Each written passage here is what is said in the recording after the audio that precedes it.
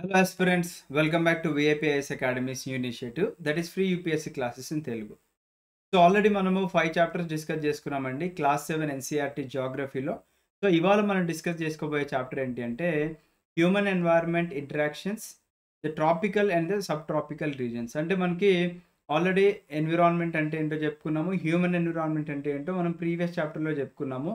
And ఇక్కడ human and అలాగే ఎన్విరాన్మెంట్తో interactions ఎలా ఉంటాయి, తర్వాత tropical and sub tropical reasons గురించి మనం తెలుసుకోబోతున్నాం అనమాట. అంటే ఇప్పుడు మనము ఆల్రెడీ చెప్పుకున్నాం, ఈ భూమధ్య రేఖ ఏదైతే ఉంటుందో దాన్ని ఈక్వేటర్ అని చెప్పేసి అనుకుంటున్నాము. ఈక్వేటర్ పైన మనకి ట్రాపిక్ ఆఫ్ క్యాన్సర్ అండ్ అలాగే ట్రాపిక్ ఆఫ్ క్యాప్రికాన్, అంటే మనకి ఇక్కడ ట్రాపిక్ అనే పేర్లు కనిపిస్తున్నాయి కాబట్టి ఈ ట్రాపిక్ ఆఫ్ క్యాన్సర్ మరియు క్యాప్రికాన్ మధ్యలో ఉండేది ట్రాపికల్ జోన్ అని చెప్పేసి చెప్పుకుంటాము. ఓకేనా? సో ఇక్కడ ఏమంటున్నారు మనకి the tropical and the sub tropical. ఇప్పుడు ట్రాపికల్ పైన ఉండేది పైన అండ్ అలాగే ట్రాపికల్ కింద ఉండే వాటిని మనం సబ్ ట్రాపికల్ అని చెప్పేసి పిలుచుకుంటాం. కాబట్టి ఈ మనకి ఈ మధ్యలో ఉండేది టారిడ్ జోన్ అని చెప్పుకున్నాం కదా ప్రీవియస్ చాప్టర్స్లో, అంటే బాగా వేడిగా ఉండే జోన్. తర్వాత టెంపరేట్ జోన్ అని చెప్పేసి అనుకున్నాము, దీన్నే సబ్ ట్రాపికల్ జోన్ అని కూడా అంటాము. ఓకేనా? సో సబ్ ట్రాపికల్ జోన్స్ కూడా రెండు ఉంటాయి మనకి, ట్రాపిక్ ఆఫ్ క్యాన్సర్కి అబోవ్ ఉంటాయి అండ్ అలాగే ట్రాపిక్ ఆఫ్ క్యాప్రికాన్కి మనకి బిలో ఉండే జోన్స్ అనమాట. ఓకేనా? అండ్ ఇవి ఫ్రిజిడ్ జోన్స్. ఇక్కడ పోలార్ జోన్ ఏదైతే ఉన్నాయో మనకి ఇక్కడ north pole and south pole అవన్నీ కూడా ఫ్రిజిడ్ జోన్స్ అనమాట. అంటే విచ్ ఇస్ పైన ఉండే ఆర్కిటిక్ సర్కిల్ అండ్ అలాగే కింద ఉండే అంటార్కిటిక్ సర్కిల్. అయితే మనకి 7 ఖండాల గురించి మనం డిస్కస్ చేసుకున్నాం. ఏంటివండి అవి? మనకి 7 కాంటినెంట్స్ గురించి డిస్కస్ చేసుకున్నాం కదా, Asia, Africa, north America, south America, Europe, ఇవన్నీ కూడా డిస్కస్ చేసుకున్నాం కదా మనం. అయితే ఇవాళ మనము లైఫ్ ఇన్ అమెజాన్ బేసిన్ గురించి డిస్కస్ చేసుకోబోతున్నాం అనమాట ఈ చాప్టర్లో. ఓకేనా? మనకి ఇక్కడ కనిపిస్తుంది కదండి, అమెజాన్ బేసిన్ చాలా అంటే చాలా పెద్దగా మనకి స్ప్రెడ్ అయిపోయి ఉన్న ఒక బేసిన్ అనమాట. బేసిన్ అంటే ఏంటి? మన ఇంట్లో యూజ్ చేసే బేసిన్ కాదు, మనకి పిండి కలుపుకోవడానికి ఆ బేసిన్ కాదు. ఇక్కడ బేసిన్ అంటే ఏంటంటే ఒక ల్యాండ్ ఏరియాని రివర్ అంటే నదులు మరియు వాటి యొక్క ట్రిబ్యూటరీస్, వాటి యొక్క ఉపనదులతో అది స్ప్రెడ్ అయితే దాన్ని ఒక బేసిన్ అంటాం అనమాట. అలాగా ఇక్కడ మనకి అమెజాన్ బేసిన్ గురించి మనం డిస్కస్ చేసుకోబోతున్నాం. ఓకేనా? మనకి ఫ్లిప్కార్ట్ అండ్ అమెజాన్ ఉంటాయి కదా, దాంట్లో ఉన్న అమెజాన్ అనే పదం కూడా మనకి ఇక్కడ నుంచి తీసుకున్నది అనమాట. ఓకేనా? ఇక్కడ అమెజాన్ ఫారెస్ట్ అని చెప్పేసి వింటూ ఉంటాము, తర్వాత అమెజాన్ రివర్ అవన్నీ మనకు వింటాం కదా. సో దాని గురించి మనం ఒకసారి డిస్కస్ చేసుకుందాం. ఓకేనా? సో ఇది ఎక్కడుందండి మనకి? ఇది సౌత్ అమెరికా. ఓకేనా? దీనిపైన మనకి ఏముంటుంది? నార్త్ అమెరికా ఉంటుంది. ఓకేనా? పైన మనకి యునైటెడ్ స్టేట్స్ ఆఫ్ అమెరికా ఉంటుంది కదా, it is a part of north America. But మనం ఇక్కడ సౌత్ అమెరికా గురించి మాట్లాడుకుంటున్నాం. ఓకేనా? ఎస్. సో చూడండి, notice that the tropical region lies very close to the equator, that is between 10 degrees north and 10 degrees south. So it is referred to as the equatorial region అని చెప్పేసి అంటున్నారు. ఓకేనా? అంటే మనకి before learning about the Amazon basin గురించి మనం తెలుసుకునే ముందు ఒకసారి ఫిగర్ 6.2 చూసుకున్నట్లయితే మనము, ఓకేనా, ఈ 6.2లో మనకి ఏం కనిపిస్తుందండి? మనకి ఇక్కడ ట్రాపిక్ ఆఫ్ క్యాప్రికాన్ కనిపిస్తుంది, ఇక్కడ ఈక్వేటర్ కనిపిస్తుంది అనమాట. అంటే మనకి this is equator, this is tropic of capricorn. అంటే మనకి సౌత్ అమెరికా కింద ఉంటుంది అనమాట. ఓకేనా? ఈక్వేటర్ కింద కనిపిస్తుంది కదా మనకి ఇక్కడ. అంటే ఈక్వేటర్కి కొద్దిగా పైన ఒక చిన్న క్యాప్ లాగా మనం ఊహించుకోవచ్చు. ఈక్వేటర్ కొద్దిగా పైన క్యాప్, తర్వాత మిగతా పార్ట్ అంతా కూడా ఈక్వేటర్కి కిందనే ఉందన్నమాట. ఓకేనా? మిగతా పార్ట్ అంతా ఈక్వేటర్కి కిందనే ఉంది, ఏది?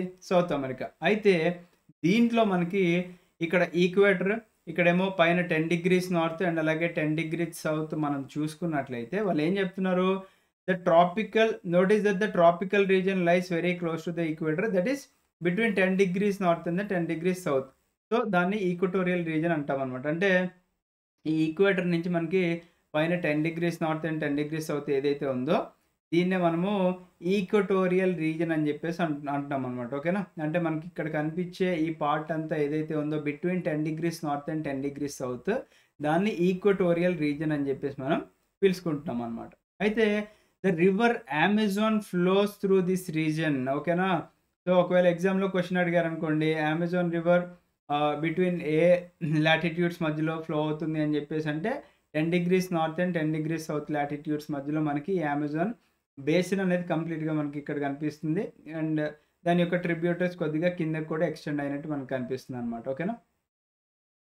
So the river Amazon flows through this reason and notice how it flows from the mountains to the west and reaches the Atlantic ocean to the east అనమాట. అంటే మనకి ఇక్కడ అమెజాన్ ఫారెస్ట్ ఉంటది. ఫారెస్ట్‌తో పాటుగా మనకి ఒక కాంటినెంట్‌లో మౌంటైన్స్ ఇవన్నీ గూడా ఉంటాయి గాబట్టి, వాటి నుంచి ఇది ఎలాగా మనకి ఫ్లో అయిపోయి మనకిక్కడ ఏమంటున్నారండి, మనకి అట్లాంటిక్ ఓషన్‌లో కలుస్తుంది అంటున్నారు. ఓకేనా? మనం ఒకసారి మ్యాప్ జూసుకుందాము. ఓకేనా? యెస్ అండి. మనం ఇక్కడ చూసుకోవచ్చు. మనం ఇప్పటి వరకు కూడా మాట్లాడుకున్నది ఏంటి అంటే, ఇక్కడ ఈక్వేటర్ కనిపిస్తుంది కదండీ! దట్ ఈస్ మన భూమధ్య రేఖ. ఓకేనా? దాని పైన ఉండేది ఏంటంటే మనకి ట్రాపిక్ ఆఫ్ క్యాన్సర్ అండ్ అలాగే ట్రాపిక్ ఆఫ్ క్యాప్రికార్న్ కనిపిస్తుంది. అయితే మనకేం చెప్పారు? ఈ ఈక్వేటర్ దగ్గరలో మనకి ఈ 10 డిగ్రీస్ నార్త్ అండ్ అలాగే 10 డిగ్రీస్ సౌత్ మధ్యలో మనకి ఈ యొక్క అమెజాన్ రివర్ బేసిన్ ఉందని చెప్పేసి చెప్పుకున్నాము. అయితే ఇక్కడ ఈ నదులు ఎక్కడున్నాయండి మనకి? ఈ నార్త్ అమెరికా అండ్ సౌత్ అమెరికాకి లెఫ్ట్ సైడ్‌లో మనకి పసిఫిక్ ఓషన్ ఉందన్నమాట. సో, ఇక్కడ సౌత్ పసిఫిక్ ఓషన్ ఎందుకన్నారు అంటే ఇది సదర్న్ పార్ట్‌లో ఉంది. ఇది నార్దర్న్ పార్ట్‌లో ఉంటే నార్త్ పసిఫిక్ ఓషన్ అని చెప్పేసి అంటారు. కానీ ఇక్కడ మనకేం జరుగుతుందండి? ఈ అమెజాన్ రివర్ బేసిన్‌లో ఉన్న మనకి వాటర్ ఏదైతే ఉన్నాయో అది మనకి ఈస్ట్ సైడ్‌కి వెళ్తుందన్నమాట ఇక్కడ. ఇటు సైడ్ ఈస్ట్ సైడ్‌కి వెళ్తుంది. అందుకే మనకి దానికి ఈస్ట్ సైడ్‌లో ఏముందండి మనకిక్కడ అట్లాంటిక్ ఓషన్ ఉందన్నమాట. అట్లాంటిక్ ఓషన్ మళ్ళీ 2 ఉన్నాయి. అంటే 2 అంటే ఒకటే. నార్త్ సైడ్‌లో ఉంటే నార్త్ అట్లాంటిక్ ఓషన్. ఇక్కడేమో సౌత్ సైడ్‌లో ఉంది కాబట్టి south Atlantic Ocean. So, Atlantic ఓషన్‌లో అది డ్రైన్ అవుతుందన్నమాట. సో, దాని గురించి మనకు చెప్పారు. సో, చూడండి మళ్ళీ ఒక క్లారిటీ తెచ్చుకుందాం మనం. బికాజ్ మనం నేర్చుకునేది ప్రతీది కూడా చాలా క్లారిటీగా నేర్చుకోవాలన్నమాట. ఏమంటున్నారు ఇక్కడ? Notice how it flows from the mountains to the west and reaches the Atlantic ocean to the east అనమాట. ఓకేనా? అంటే మీరిక్కడ నోటీస్ చేయండి అని చెప్పేసి అన్నారు. ఏం నోటీస్ చేయమంటున్నారంటే ఇక్కడ మనకి అది ఎలా మౌంటైన్స్ మీదుగా మనకి వెస్ట్ సైడ్ నుంచి ఈస్ట్ సైడ్‌లో ఉన్న అట్లాంటిక్ ఓషన్‌లో కలుస్తుంది అని చెప్పేసి అంటున్నారనమాట. ఓకేనా? యెస్. నెక్స్ట్ చూడండి. The place where a river flows into another body of water is called it's reverse mouth అనమాట. అంటే ఏం లేదండి సింపుల్‌గా ఇప్పుడు ఒక రివర్ ఉందనుకోండి. అది ఇంకొక వాటర్ బాడీలోకి కలిసే ప్రదేశం ఏదైతే ఉందో దాన్నే మనం రివర్ మౌత్ అని చెప్పేసి పిలుచుకుంటూ ఉంటాం. ఓకేనా? సో, నెక్స్ట్ డిస్కస్ చేసుకోబోయే ముందు మనం ఒకసారి ఈ అమెజాన్ అనే పేరు ఎలా వచ్చిందో చూద్దాం. ఓకేనా? So when Spanish explorers discovered the Amazon River, they were attacked by a group of local tribes wearing headgears and grass skirts. అంటే ఇప్పుడు మనకి అడవిలో వాళ్ళు ఎలా ఉంటారండి, హూ అని చెప్పేసి ఆ బాణాలు పట్టుకొని లేకపోతే మనకి బౌస్, యారోస్ గాని అంటే ఆ బాణాలతో పాటుగా ఇంకా స్పియర్స్ గానివ్వండి, అవి పట్టుకొని ఉంటారు అడవిలో. ఎందుకంటే వాళ్ళ నుంచి ఆహ్, లైక్ వాళ్ళు జంతువుల నుంచి ప్రొటెక్ట్ చేసుకోవడానికి అండ్ అలాగే ఇంకా సెల్ఫ్ డిఫెన్స్ కోసం అని చెప్పేసని అనుకోవచ్చనమాట. అయితే ఈ స్పానిష్ అంటే స్పెయిన్ నుంచి కొంతమంది ఎక్స్‌ప్లోరర్స్ ఎవరైతే ఉన్నారో వాళ్ళు అమెజాన్ రివర్ దగ్గరికెళ్ళినప్పుడు ఏమైందంటే అండి, అక్కడున్న లోకల్ ట్రైబ్స్ వాళ్ళు మంచిగా హెడ్ గేర్ ఏసుకొని గ్రాస్ అంటే మన గడ్డితో స్కర్ట్‌లాగా కట్టుకున్నారనమాట. వాళ్ళకి బట్టలు ఇవన్నీ తెలీదు గదా! అలా కట్టుకొని ఉన్నారనమాట. ఓకేనా? వాళ్ళే అటాక్ చేశారనమాట ఈ యొక్క స్పానిష్ ఎక్స్‌ప్లోరర్స్‌ని. తర్వాత ఏమైంది? These people reminded them of the fierce tribes of women warriors known as the ancient Roman Empire as the Amazons, hence the name Amazon. అంటే వీళ్ళు ఏమనుకున్నారండి? These people reminded them of the fierce tribes of women warriors. అంటే అప్పట్లో మనకి చాలా అగ్రెసివ్‌గా ఉండే కొంతమంది విమెన్ వారియర్స్ ఉండేవాళ్ళండి. ఎప్పుడు ఏన్షియంట్ రోమన్ ఎంపైర్ ఉన్న టైంలో. సో, వాళ్ళని గుర్తు తెచ్చుకొని వాళ్ళని అమెజాన్స్ అని పిలిచేవాళ్ళు కాబట్టి ఇక్కడ గూడా మనకి ఈ పేరు వచ్చింది అని జెప్పేసి చెప్తున్నారు ఇక్కడ. ఓకేనా? సో నెక్స్ట్ చూడండి. Numerous tributaries join the Amazon river to form the Amazon basin. అంటే మనకి ఈ కంప్లీట్ అమెజాన్ బేసిన్ ఫార్మ్ అవ్వడానికి ఏమైందండి, అమెజాన్ నదితో పాటుగా ఉపనదులు ఏవైతే ఉన్నాయో, ఉపనదులు అంటే ఏంటండి మనకి ట్రిబ్యూటరీస్ అనమాట. సో కొన్ని మనకి numerous tributaries join the Amazon river. ఓకేనా? సో వేరే రివర్ ఏమైనా ఉందనుకోండి, అది వచ్చేసి అమెజాన్‌లో కలిసిందనుకోండి, అప్పుడు అది అమెజాన్ రివర్ యొక్క ఉపనది అవుతుందన్నమాట. ట్రిబ్యూటరీ అవుతుంది. అలాగా అవన్నీ ఫార్మ్ అయ్యి అమెజాన్ బేసిన్ అయింది అని చెప్పేసి అంటున్నారు. Next the river basin drains portion of Brazil, Peru, parts of Peru, Bolivia, Ecuador, Colombia and small parts of Venezuela. అంటే మనకి ఇక్కడ ఈ యొక్క అమెజాన్ బేసిన్ మనకి ఎక్కడెక్కడ మెయిన్‌గా కనిపిస్తుందండి అంటే మనకి ఇక్కడ ఫస్ట్ ఆఫ్ ఆల్ ఇక్కడంతా బ్రెజిల్ పార్ట్ చూసుకోండి. సో, ఇదంతా కూడా బ్రెజిల్ పార్ట్. ఈ బ్రెజిల్ పార్ట్‌లో మనకి మాక్సిమం ఇక్కడ కనిపిస్తుంది. దాంతో పాటుగా మనకి పార్ట్స్ ఆఫ్ పెరు యొక్క ప్రదేశంలో మనకు కనిపిస్తుంది. తర్వాత మనకి బొలీవియా ప్రాంతంలో కనిపిస్తుంది ఇక్కడ. తర్వాత మనకి ఇక్కడ ఈక్వెడార్ ప్రాంతం కనిపిస్తుంది. ఓకేనా. నెక్స్ట్ ఏముందంటే మనకి ఇక్కడ Colombia and Venezuela. So some small parts of Venezuela and కొలంబియాలో కూడా కవర్ అయింది అని చెప్పేసి చెప్తున్నాను అనమాట. ఓకేనా. సో ఇక్కడ ఉపనదుల గురించి ఇచ్చారు చూడండి. ట్రిబ్యూటరీస్ అంటే ఏం లేదు, సింపుల్గా these are small rivers that join the main river. ఓకేనా. అంటే ఇప్పుడు లైక్ ఈ ఫింగర్ నది మెయిన్ రివర్ అనుకోండి. ఇటు సైడ్ నుంచి నేను ఒక రివర్ వచ్చి దీనికి కనెక్ట్ అయింది అనుకోండి. ఇది దీని ట్రిబ్యూటరీ అనమాట. ఇంకోటి కనెక్ట్ అయితే ఇంకొకటి దీని ట్రిబ్యూటరీ, ఇంకోటి కనెక్ట్ అయితే ఇంకొకటి దీని ట్రిబ్యూటరీ అని చెప్పేసి అంటాం అనమాట. సో ఇక్కడ గుర్తుపెట్టుకోవాల్సింది ఏంటి అంటే the Amazon basin is the largest river basin in the world. మన ప్రపంచంలోనే ఇది అతిపెద్ద రివర్ బేసిన్ అని గుర్తుపెట్టుకోండి. ఓకేనా. బికాస్ చాలా పెద్ద ఏరియాని మనకి ఇక్కడ కవర్ చేసింది ఇక్కడ. ఓకేనా. ఎస్. సో ఇప్పుడు క్లైమాటిక్ కండిషన్స్ ఎలా ఉన్నాయో మనం ఒకసారి చూద్దాం. ఎస్. సో క్లైమేట్ గురించి మనం డిస్కస్ చేసుకుంటే మనం ఏం చెప్పుకున్నామండి, ఈ అమెజాన్ బేసిన్ అనేది డైరెక్ట్గా మనకి stretches directly on the equator and is characterized by the hot and wet climate throughout the year. So మనకి ఆల్రెడీ ఇక్కడ చూసుకున్నామండి మనకి. సో మనకి ఇక్కడ ఈక్వేటర్ కూడా పాస్ అవుతుంది మనకి ఇక్కడ. ఓకేనా. సో మనందరికీ తెలిసినట్టుగానే అమెజాన్ రివర్ బేసిన్ ఏదైతే ఉందో stretches directly on the equator and మనకి ఇది ఏ జోన్లో ఉందండి, మనకి ట్రాపికల్ జోన్లో ఉందన్నమాట మనకి. సో ట్రాపికల్ జోన్లో ఉంటే దాని అర్థం ఏంటి, ప్రీవియస్ చాప్టర్లో మనం చెప్పుకున్నాం, ఎప్పుడు కూడా మనకి హాట్ అండ్ వెట్ క్లైమేట్స్ ఉంటాయన్నమాట through out the year. So దానివల్ల ఏమవుతుందని మనకి ఇక్కడ బోత్ డేస్ అంటే పగళ్ళు మరియు రాత్రులు మనకి ఈక్వల్లీ హాట్ అండ్ హ్యూమిడ్గా ఉంటుందన్నమాట. సో దానివల్ల మన చర్మం అంతా కూడా స్టిక్కీగా ఉంటుంది. అండ్ దీంతో పాటుగా ఏమవుతుందంటే మనకి ఇక్కడ it rains almost every day and that too without much warning. So మనకి ఇట్లాంటి ఫారెస్ట్ ఉన్న ఏరియాస్లో ఏమవుతుందండి మనకి ఇక్కడ ఎప్పుడు కూడా అంటే విచ్ మీన్స్ బాగా వర్షాలు అనేది మనకి ఎప్పుడు డైలీ పడుతూనే ఉంటాయి అండ్ పెద్ద వార్నింగ్స్ కూడా ఇవ్వకోకుండా పడుతూనే ఉంటాయి అన్నమాట. ఓకేనా. నెక్స్ట్ ఏంటి, the day temperatures are very high with very high humidity. So humidity అంటే ఏంటో మనం ప్రీవియస్ చాప్టర్లో డిస్కస్ చేసుకున్నాము. సో డే టెంపరేచర్స్ ఎలా ఉంటాయి అంటే చాలా హైగా ఉంటాయి అండ్ హ్యూమిడిటీ కూడా మనం ఎక్కడ ఫీల్ అవుతూ ఉంటాం అనమాట. అండ్ నైట్ టెంపరేచర్స్ కూడా goes down but the humidity remains the same. ఇప్పుడు ఫర్ ఎగ్జాంపుల్ బాగా మన దగ్గర ఎండాకాలం ఎగ్జాంపుల్ తీసుకున్నాం అనుకోండి. ఇప్పుడు ఎండాకాలం మీరు డాబా పైన అట్లా కూర్చున్నారు. ఓకేనా. ఈవెన్ బయట మనకి వెదర్ కండిషన్స్ అంటే నైట్ చల్లగా అయినప్పటికీ కూడా హ్యూమిడిటీ మీకు బాగా చెమటలు పోస్తూనే ఉంటాయి అన్నమాట. ఇలాంటిది మీరు ఆల్రెడీ ఫీల్ అయ్యే ఉంటారు. ఎవరైతే మనకి బిల్డింగ్స్ పైన పడుకునే వాళ్ళు కానివ్వండి, లేకపోతే టాప్ ఫ్లోర్స్లో ఎవరైతే ఉంటారో వాళ్ళు ఎక్కువ ఫీల్ అవుతూ ఉంటారు అనమాట. బికాస్ ఆ యొక్క ఎక్స్పోజర్కి ఎక్కువ గురవుతూ ఉంటారు కాబట్టి. ఓకేనా. సో ఇది about the climatic conditions. So గుర్తుపెట్టుకోండి, అమెజాన్ రివర్ బేసిన్ గురించి మాట్లాడుతున్నాం కాబట్టి క్లైమేటిక్ కండిషన్స్ ఎలా ఉంటాయంటే హాట్ అండ్ వెట్ ఉంటాయి. ఆల్మోస్ట్ మనకి temperatures day and night same ఉంటాయి. హ్యూమిడిటీ మాత్రం రిమైన్స్ సేమ్ అనమాట. ఓకేనా.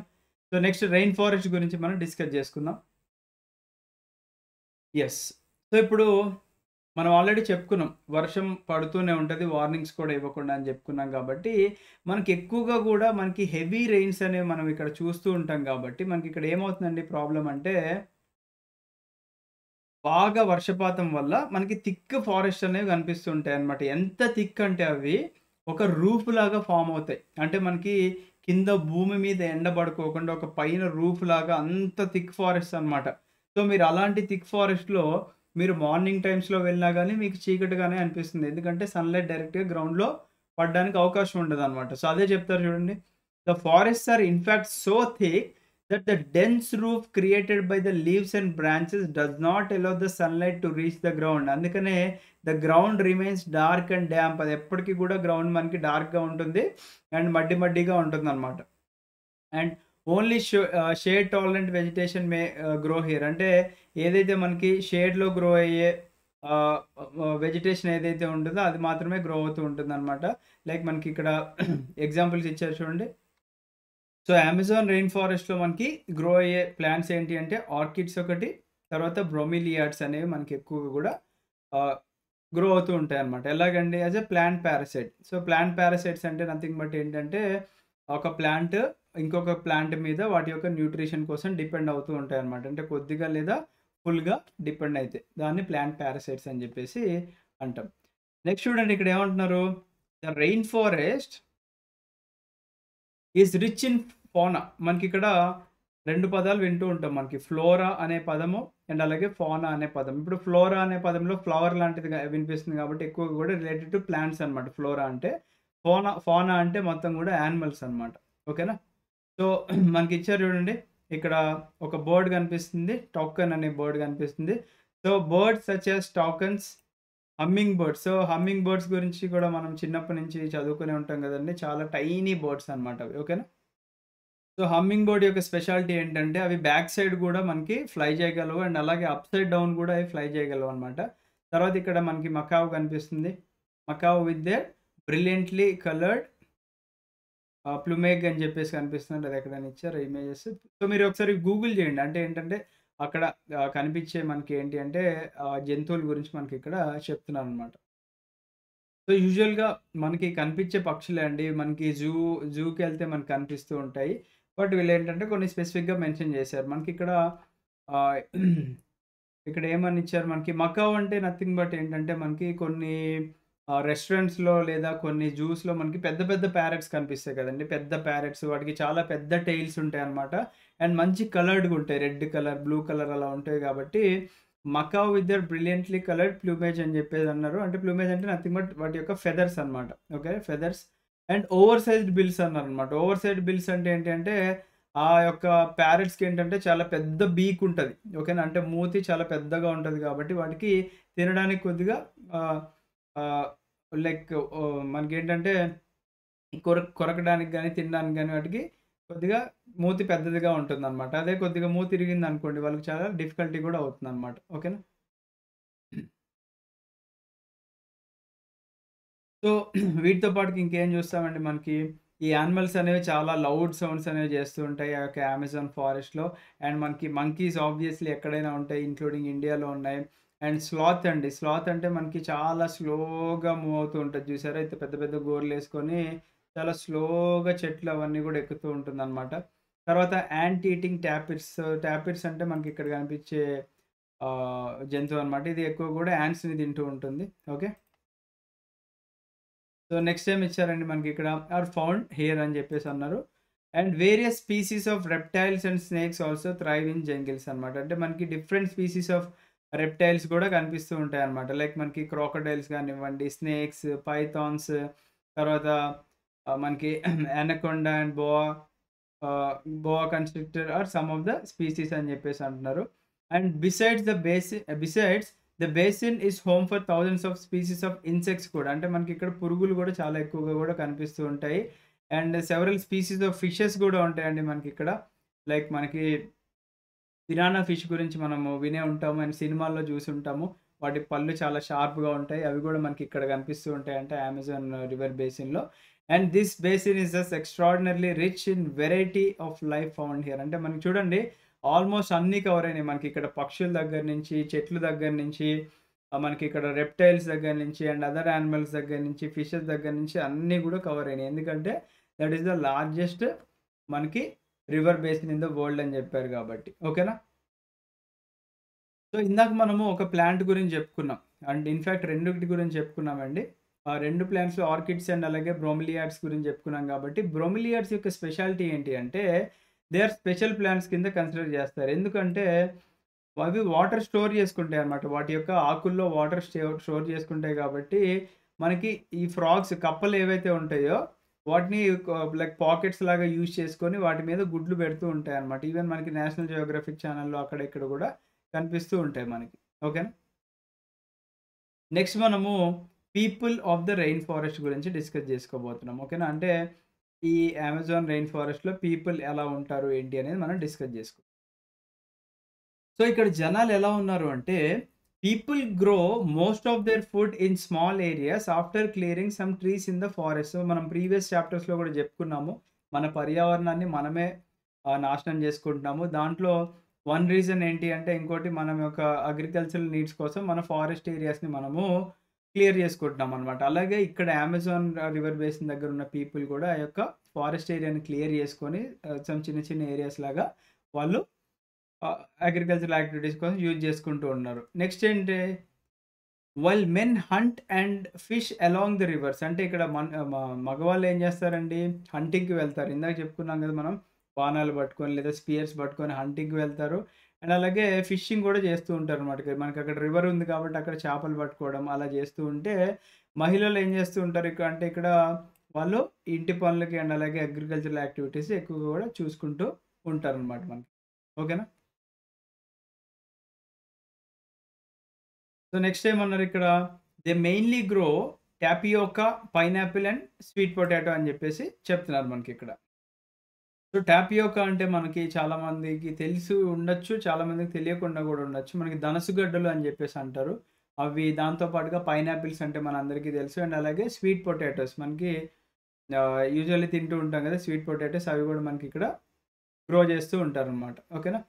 As hunting and fishing are uncertain, it is the women who keep their families alive by feeding them the vegetables they grow. ఇప్పుడు మనకి ప్రతిసారి కూడా hunting and fishing మనకంటే ఇప్పుడు వేటకెళ్ళినప్పుడల్లా మనకి కంపల్సరీ అవుట్‌పుట్ రావాలి అనుకుంటే రాదు కాబట్టి, హంటింగ్ అండ్ ఫిషింగ్ ఏదైతే ఉందో ఇది అన్‌సర్టైన్ అనమాట. అంటే కొన్నిసార్లు పాజిటివ్‌గా ఉండొచ్చు, కొన్నిసార్లు నెగెటివ్‌గా ఉండొచ్చు. అయితే మనకిక్కడ ఆల్టర్‌నేట్ ఎవరున్నారండి?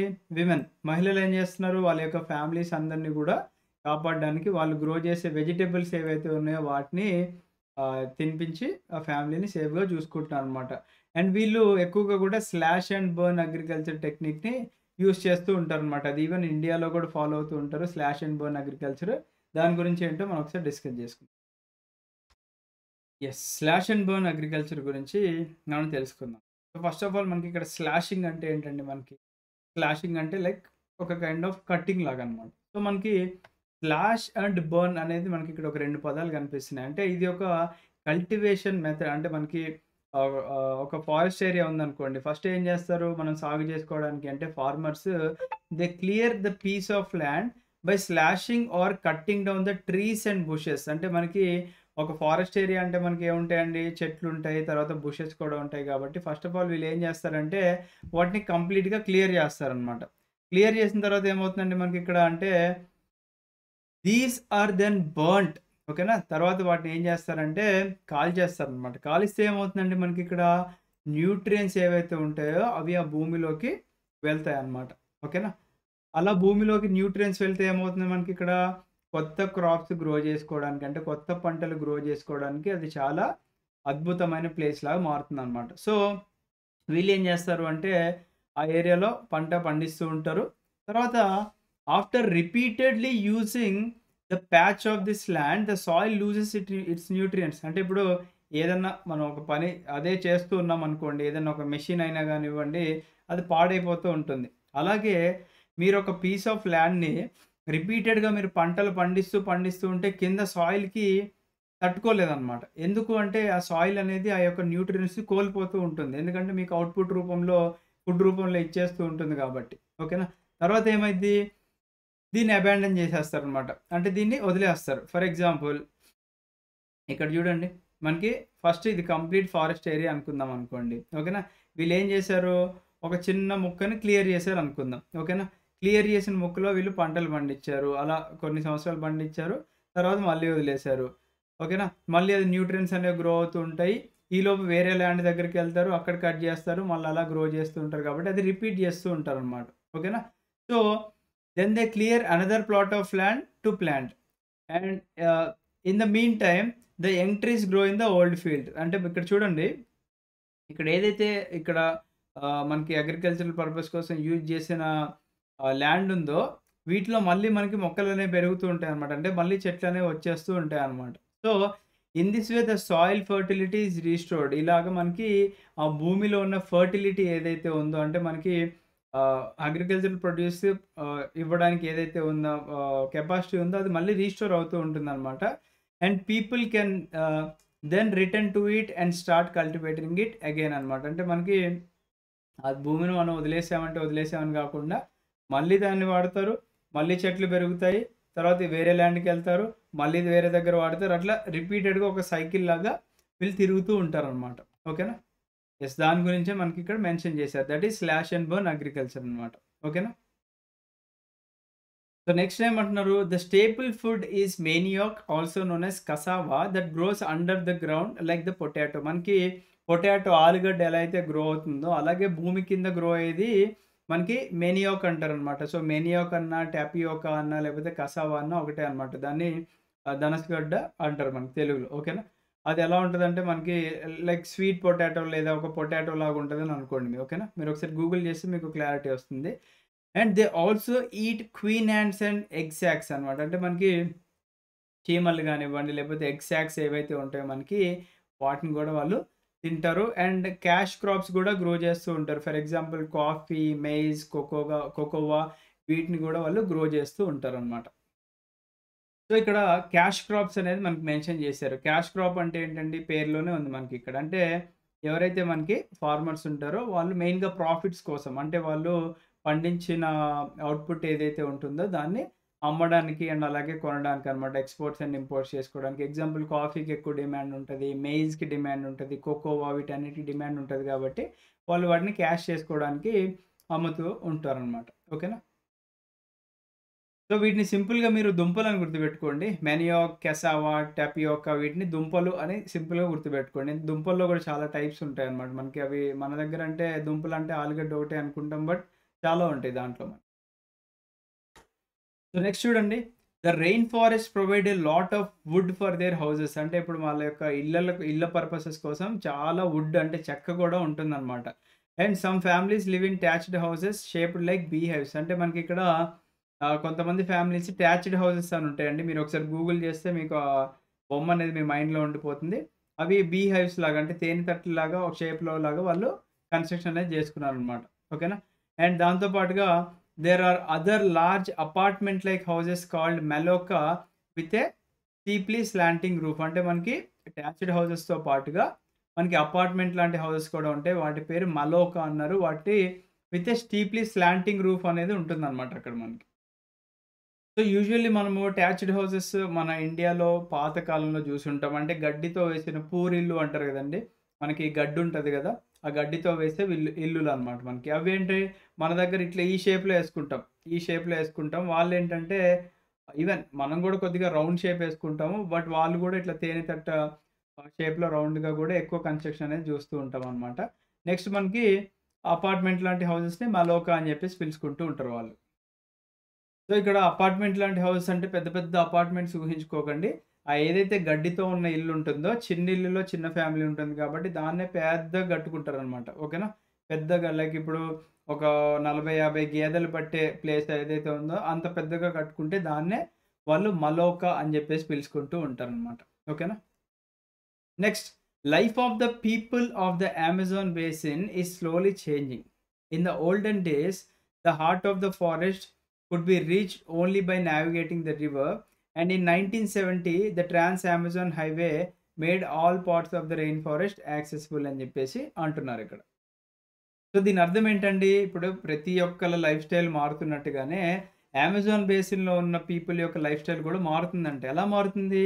అంతకుముందు మీరు ఫారెస్ట్ యొక్క నడిబొడ్డుకి రీచ్ అవ్వాలి అనుకుంటే మీరు ఓన్లీ రివర్ త్రూనే వెళ్ళాలన్నమాట.